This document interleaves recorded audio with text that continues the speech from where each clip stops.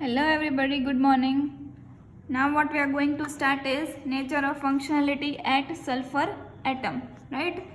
આગળનું આપણે જોઈ લીધું હતું વિટામિન એચ છે એનું સ્ટાર્ટિંગ પાર્ટ જોઈ લીધું હતું, એનું પ્રૂફ જોઈ લીધું હતું. હવે જે સલ્ફર એટમનો પાર્ટ છે એનું કેવું બિહેવિયર છે એનું આપણે ડિસ્કશન આજે કરવાનું થશે. So nature of functionality at sulphur atom. Sulphur એટમમાં શું હશે? કાર્બન સલ્ફર કાર્બન, બરાબર? એટલે થાયો ઇથર ટાઈપ લિંકેજ, બરાબર? કેવી લિંકેજ હશે? જો અહીંયા ઓક્સિજન હોય તો ઇથર હોય વચમાં, તો ઇથર કહેવાય. પણ વચમાં સલ્ફર છે તો કેવું થશે? થાયો ઇથર ટાઈપની લિંકેજ બનશે. સો એટલે એને કહેવાય છે thio ether type linkage. When vitamin H is oxidise with peroxide it gives sulphones, બરાબર છે? હવે જ્યારે એમાં peroxide નાખવામાં આવે છે, જેમ કે આપણે H2O2 કહીએ એઝ અ peroxide, તો H2O2 જ્યારે એમાં નાખવામાં આવે છે તો શું થાય છે? આપણને સલ્ફોન મળે છે. સલ્ફોન્સ એટલે S ડબલ બોન્ડ O આવી રીતના સલ્ફોન્સ મળશે. When it is treated with methyl iodide it produces sulphonium iodinium salt. હવે જ્યારે આપણે એમાં શું એડ કરીએ છીએ? Methyl iodide CH3I. જ્યારે આપણે CH3I એડ કરશું અંદર તો શું બને છે? સલ્ફોનિયમ આયોડાઇડ સોલ્ટ બને છે. Vitamin H contains 2 rings that is readily established from double bond equivalent calculation. હવે એવું કહે છે કે વિટામિન એચમાં 2 rings હોય છે, અને કેવી રીતના ખબર પડે છે આપણને? ડબલ બોન્ડ ઇક્વિવેલન્ટની ફોર્મ્યુલા ઉપરથી.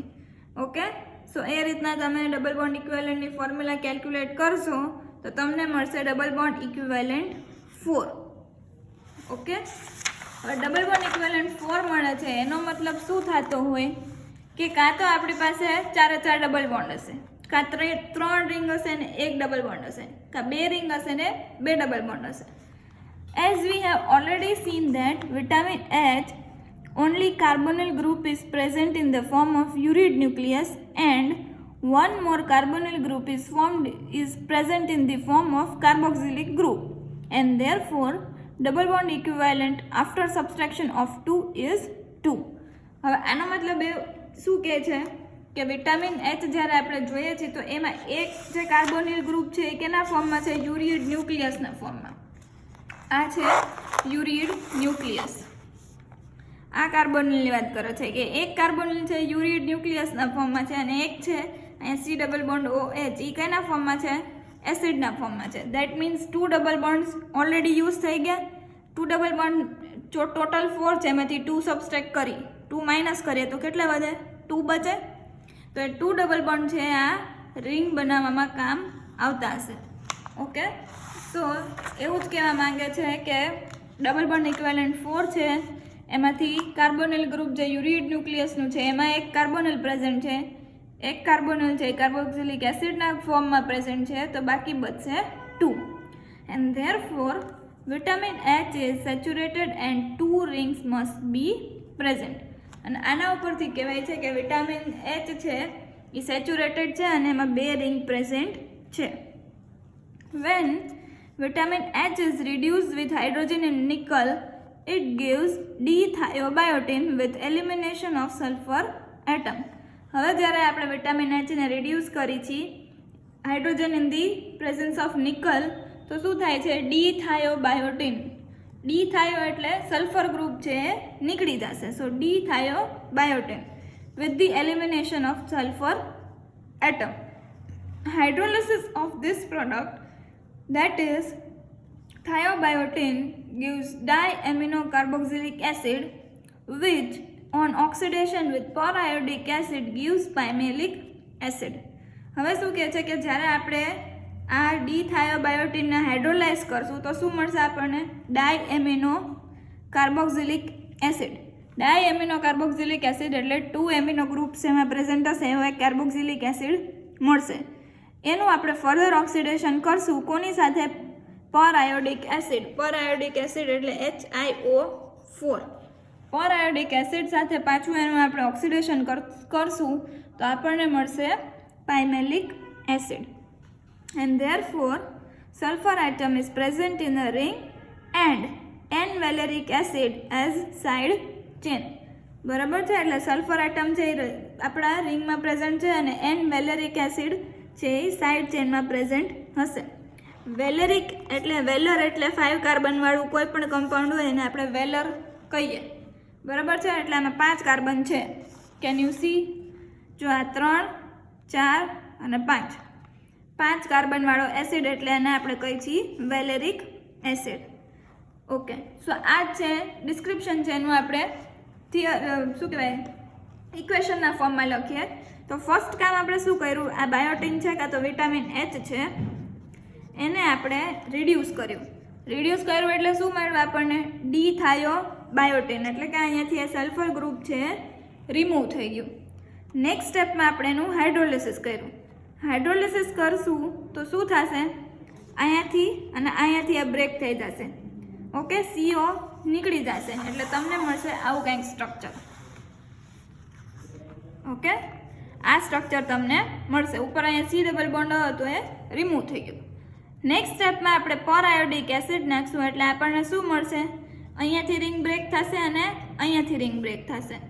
ઓકે, અને અહીંયા તમને મળશે પાઇમેલિક એસિડ, એટલે આ COOH CH2 5 times COOH. So that is the structure of pymalic acid. Further structure can be supported from the fact that when diaminocarboxylic acid is subjected to Hofmann exhaustive methylation, that is HEM, it gives delta 2-thionenyl valeric acid and its structure was confirmed by its synthesis.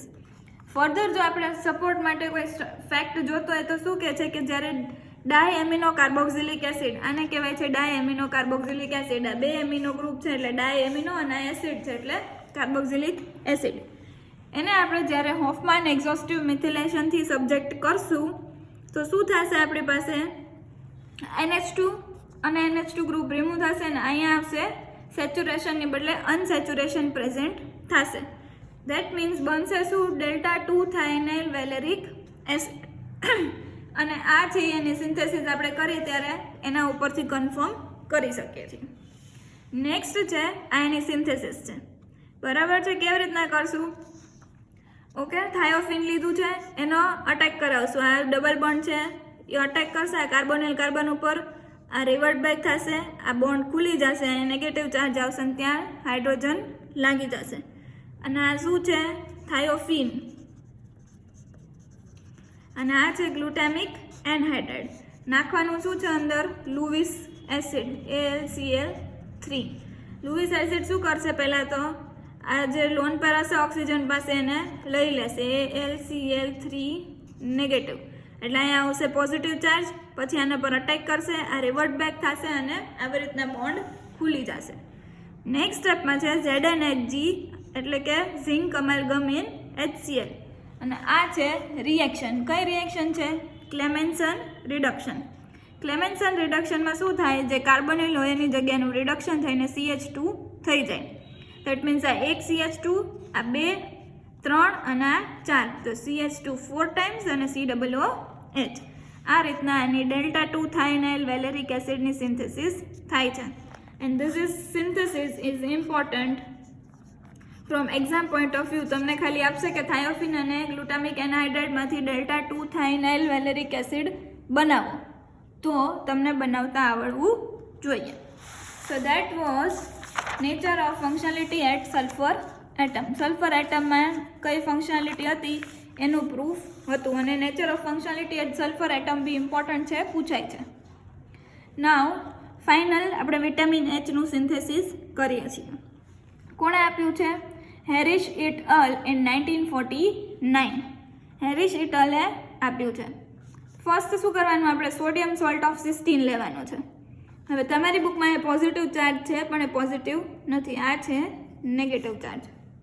Okay, so negative charge છે એને પર attack કરશે, Cl leave કરશે અને તમને મળશે કંઈક આવું સ્ટ્રક્ચર. બરાબર, અહીંયાથી આ જો CH2 જોઈન થઈ ગયો, સો CH2 COOH અને આ સોડિયમ સોલ્ટ છે એ નીકળી જશે.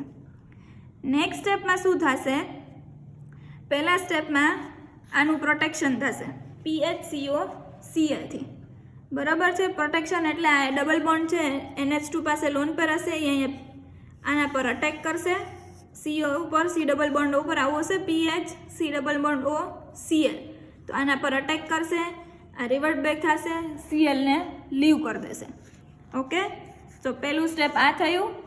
નેક્સ્ટ સ્ટેપમાં શું થશે, MEOH છે અને HCl છે, પ્રોટેક્શન થશે. આ OH ની જગ્યાએ નેગેટિવ ચાર્જ આવશે, આ લઈ જશે ને અહીંયા C double bond O ME થશે.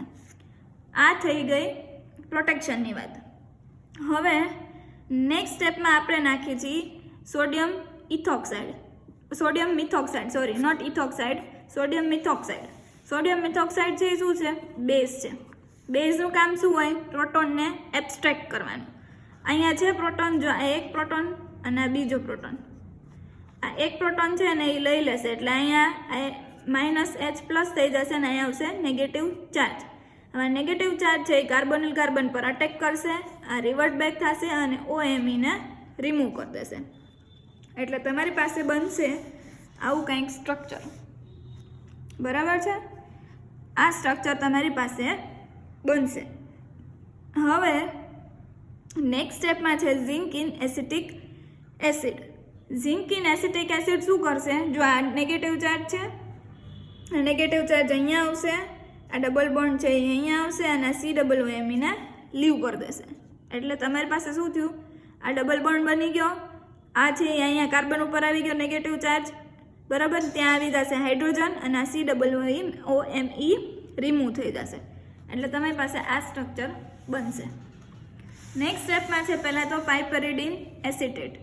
ઓકે, પાઇપરિડીન એસિટેટનું કામ શું છે, અહીંયાથી પ્રોટોન એબ્સ્ટ્રેક્ટ કરવાનું. અહીંયા હાઇડ્રોજન હોય ને બે, એમાંથી એક હાઇડ્રોજનને એ લઈ લેશે એટલે અહીંયા આવશે નેગેટિવ ચાર્જ. હવે આ નેગેટિવ ચાર્જ છે એ આ કાર્બન પર અટેક કરશે, દેખાય છે? ઓકે, આ નેગેટિવ ચાર્જ છે that will attack on this carbon, બરાબર છે, C ડબલ બોન્ડ O. આ નેગેટિવ ચાર્જ અહીંયા આવશે, આ ડબલ બોન્ડ ખુલી જશે અને અહીંયા આવશે O નેગેટિવ. એટલે બનશે કંઈક આવું, બરાબર છે. આ CH, બરાબર છે, આ O નેગેટિવ છે ત્યાં હાઇડ્રોજન આવી ગયો, આ CH2 અને CH C ડબલ OMe જે આગળ છે CH2 C ડબલ OMe, અહીંયા પણ CH2 C double OMe.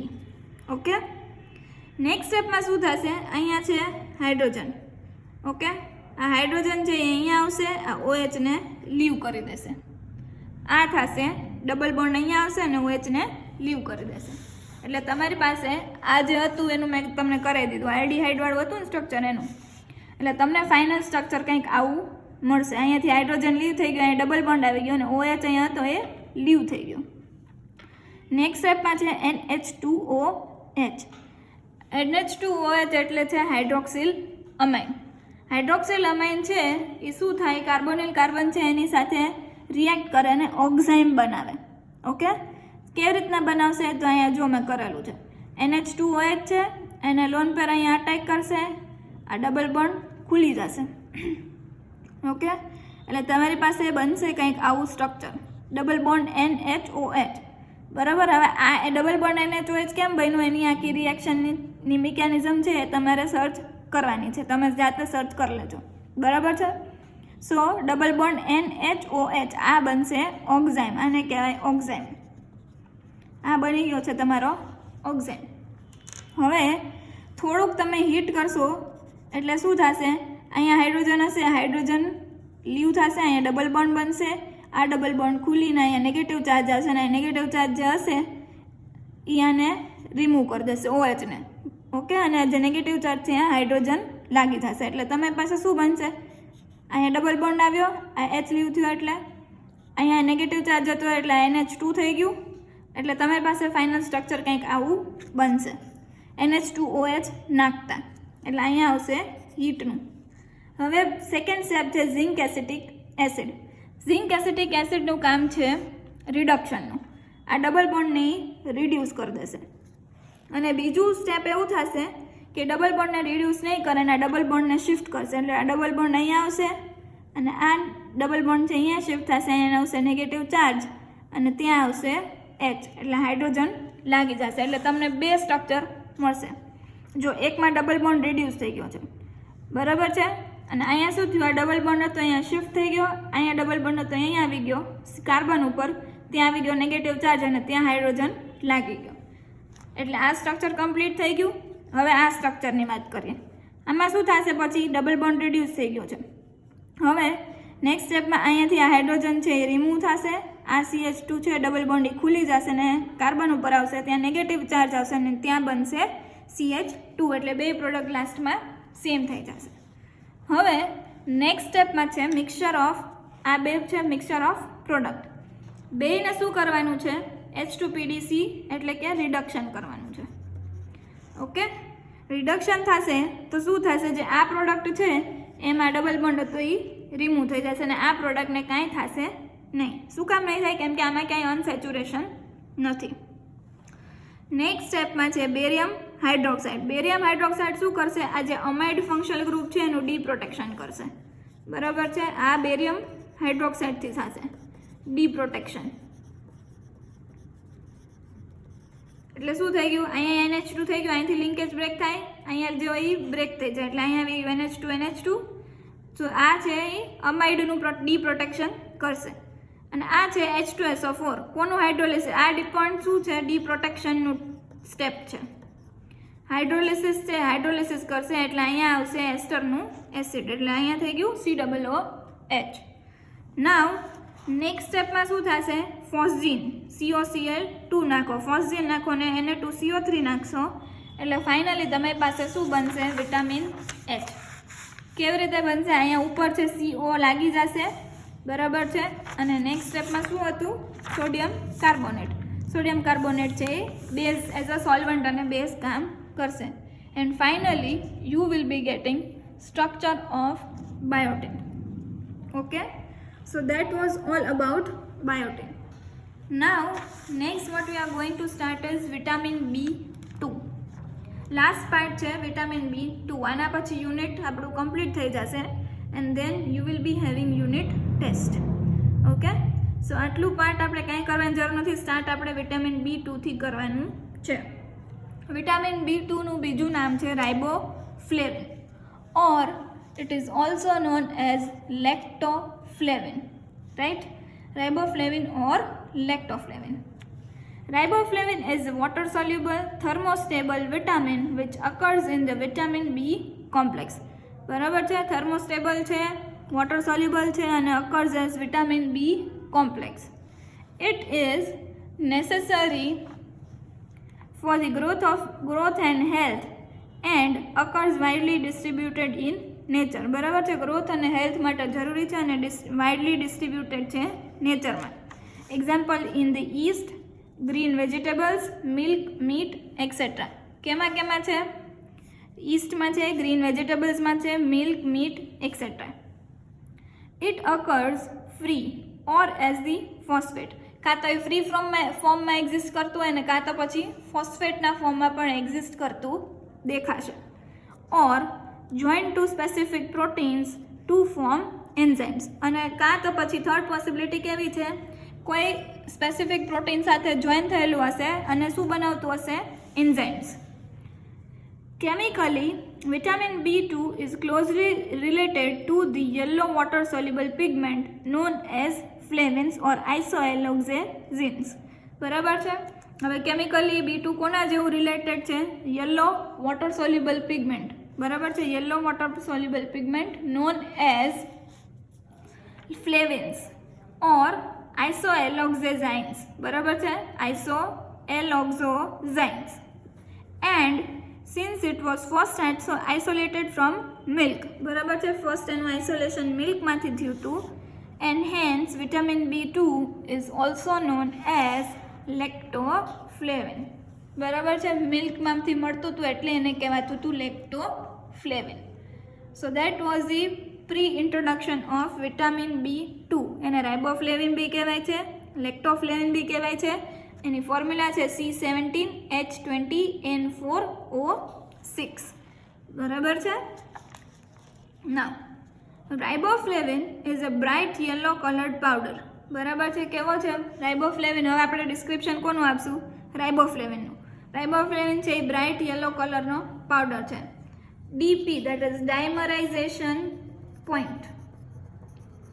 ડાયમરાઇઝેશન point નો ડાયમરાઇઝેશન પોઈન્ટ છે નિયરલી 280 ડિગ્રી સેલ્સિયસે આવે છે. Showing a green fluorescence. બરાબર છે, ગ્રીન ફ્લોરોસન્સ મળશે. It is soluble in water and in ethanol. Soluble છે કેમાં? વોટર અને ઇથેનોલમાં. But it is insoluble in chloroform and other organic solvents. બરાબર છે, ક્લોરોફોર્મ અને બીજા ઓર્ગેનિક સોલ્વન્ટમાં એ ઇનસોલ્યુબલ છે. The aqueous solution of which is yellow. બરાબર, એક્વસ સોલ્યુશન યલો છે and shows a yellowish to greenish fluorescence. બરાબર છે, યલો ટુ ગ્રીન ફ્લોરોસન્સ બતાવે છે. And has lambda max of about 565 nanometer. અને લેમડા મેક્સ કેટલી છે એની? 565 nanometer. This property has been used as a means of determining riboflavin quantitatively. આ property છે એના લીધે એને આપણે ક્વોન્ટિટેટિવલી ડિટરમાઇન કરી શકીએ છીએ. When expose to light. બરાબર છે, હવે જ્યારે આપણે રાઇબોફ્લેવિનને લાઇટમાં એક્સપોઝ કરીએ છીએ તો riboflavin in sodium hydroxide solution forms mainly lumilactoflavin. બરાબર છે, સોડિયમ હાઇડ્રોક્સાઇડનું સોલ્યુશન લઈ એમાં આપણે રાઇબોફ્લેવિન નાખીએ. બરાબર છે, અને પછી જ્યારે એને લાઇટમાં એક્સપોઝ કરીએ તો શું થાય છે? લ્યુમિલેક્ટોફ્લેવિન બને છે. અને લ્યુમિલેક્ટોફ્લેવિનની ફોર્મ્યુલા છે C13H12N4O2. ઓકે, તો એ એની ફોર્મ્યુલા છે. This is soluble in chloroform. અને આ છે એ ક્લોરોફોર્મમાં સોલ્યુબલ છે. Lumilactoflavin on boiling with barium hydroxide solution, it is hydrolyzed to 1 molecule of urea and 1 molecule of barium salt of beta keto carboxylic acid. હવે જ્યારે લ્યુમિલેક્ટોફ્લેવિનને આપણે barium hydroxide સાથે boil કરીએ છીએ તો શું થાય છે? હાઇડ્રોલિસિસ થાય છે. અને હાઇડ્રોલિસિસ થતાં શું મળે છે આપણને? 1 molecule of urea and 1 molecule of barium salt of beta keto carboxylic acid, that is having molecular formula C12H12N2O3. The nature of this acid is shown to form the compound 2. The nature of this acid is shown by the fact that on acidification of barium salt, the free acid immediately eliminates carbon dioxide to form the compound 2. બરાબર છે, હવે આ nature, આનો એસિડનો nature કેવો છે? તો કે આનું એસિડિફિકેશન કરી બેરિયમ સોલ્ટનું તો ફ્રી એસિડ આપણને તરત જ મળી જાય છે. એટલે એનો મતલબ એવો થયો કે ક્યાંક એમાં એસિડ ફ્રી પડેલો હશે, COOH સાઇડ ચેઇનમાં હોય તો આવું કાર્બન ડાયોક્સાઇડ રિલીઝ ફટાફટ થઈ જતો હોય અને બનાવે છે શું? કમ્પાઉન્ડ 2. અને કમ્પાઉન્ડ 2ની મોલિક્યુલર ફોર્મ્યુલા છે C11H12N2O. This compound showed the properties of lactam, and on vigorous hydrolysis by boiling with sodium hydroxide solution, it forms 1 molecule of glyoxylic acid and 1 molecule of compound C9H14N2. બરાબર છે, હવે જે compound 2 બનતો તો એની property કેવી હતી? લેક્ટમ જેવી. અને એનું વિગ્રસ હાઇડ્રોલિસિસ કરી બોઇલિંગમાં સોડિયમ હાઇડ્રોક્સાઇડ સોલ્યુશન સાથે તો શું બનતું હતું? ગ્લાયક્ઝોલિક એસિડ બનતું હતું અને 1 મોલિક્યુલ ઓફ કમ્પાઉન્ડ C9H14N2 બનતું હતું. હવે આ થિયરી છે એને આપણે ઇક્વેશનના ફોર્મમાં લખ્યું છે. કઈ રીતે? This way. C17H20N4O6 એટલે કે આ આપણું જે રાઇબોફ્લેવિન હતું એ જ લીધું. ફર્સ્ટ સ્ટેપમાં શું કર્યું? એને સોડિયમ હાઇડ્રોક્સાઇડમાં ડિઝોલ્વ કર્યું અને લાઇટમાં એક્સપોઝ કર્યું તો બનતું હતું શું? લ્યુમિલેક્ટોફ્લેવિન. અને કેમાં સોલ્યુબલ હતું? Soluble in chloroform. નેક્સ્ટ સ્ટેપમાં આપણે બોઇલ કર્યું અને બેરિયમ હાઇડ્રોક્સાઇડ સાથે તો શું થતું હતું? હાઇડ્રોલિસિસ થતું હતું અને સાથે આપણને મળતું હતું 1 મોલિક્યુલ ઓફ યુરિયા. બરાબર છે, આ યુરિયા છે plus barium salt of beta keto carboxylic acid. આ છે barium salt of beta keto carboxylic acid. હવે આનું એસિડિફિકેશન કરતા હતા તો આપણને એસિડ રિમૂવ થઈ જતો હતો અને કોઈ આવું બનતો હતો એનો સ્ટ્રક્ચર લેક્ટમ જેવી પ્રોપર્ટીવાળો C11H12N2O. આ હતું સેકન્ડ સ્ટ્રક્ચર. હવે જ્યારે આને આપણે પાછું બોઇલ કર્યું સોડિયમ હાઇડ્રોક્સાઇડ સાથે વિગ્રસલી, તો પાછું હાઇડ્રોલિસિસ થયું અને બન્યું ગ્લાયોક્સિલિક એસિડ પ્લસ C9H14N2 વાળો કમ્પાઉન્ડ. અને એ કેવો હતો? થર્ડ સ્ટ્રક્ચર મળતું હતું. બરાબર છે. The structure 3 was elucidated as follows. બરાબર છે. હવે સ્ટ્રક્ચર 3 ને elucidate એટલે કે ફાઇન્ડ આવી રીતના કર્યું હતું. Preliminary test showed that structure 3 was an aromatic diamino compound. બરાબર છે. સ્ટ્રક્ચર 3 કેવું હતું? એરોમેટિક હતું અને ડાયએમિનો કમ્પાઉન્ડ હતું. Then it was found that it gave blue precipitate with ferric chloride. બરાબર છે. બીજું શું કર્યું? બ્લુ પ્રેસિપિટેટ આપતું હતું એ FeCl3 સાથે. And since this reaction is the characteristic of monomethyl orthophenylene diamine, it suggests that structure 3 contains the nucleus 4. બરાબર છે. અને FeCl3 સાથે બ્લુ કલર આપતો હતો અને આ પ્રોપર્ટી કોની છે? મોનોમિથાઇલ ઓર્થોફેનિલિન ડાયમાઇનની છે. એટલે એના ઉપરથી આપણને ખબર પડી કે આપણું જે સ્ટ્રક્ચર છે એ મોનોમિથાઇલ ઓર્થોફેનિલિન ડાયમાઇન જેવું હોઈ શકે છે. એટલે કે એના જેવું ન્યુક્લિયસ આપણા કમ્પાઉન્ડમાં હોઈ શકે છે.